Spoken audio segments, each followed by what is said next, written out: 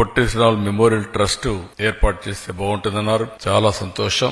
ప్రభుత్వాలు చేయడం కంటే అభిమానులు సమాజం ముందుకొచ్చి ఆయన చేసిన త్యాగాల్ని గుర్తు చేసే విధంగా మీరు ట్రస్ట్ పెట్టి చేయగలిగితే అది ఎప్పటికీ శాశ్వతంగా ఉంటుంది. నా జీవితం నేను చాలా చూశాను.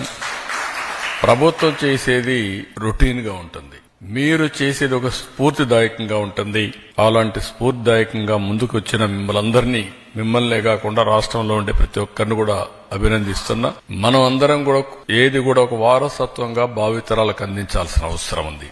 ఏదైతే పొట్టి శ్రీరాములు గారు త్యాగం చేసిన తర్వాత ఒక రాష్ట్రం ఏర్పడి తెలుగు వారి పరిపాలనలో పాలన సాగే పరిస్థితి తీసుకొచ్చారు.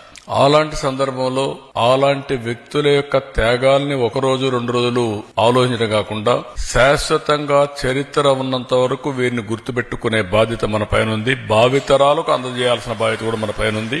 దానికి మీరందరూ ముందుకొచ్చి చేస్తామని చెప్పి వచ్చారు. చాలా సంతోషం.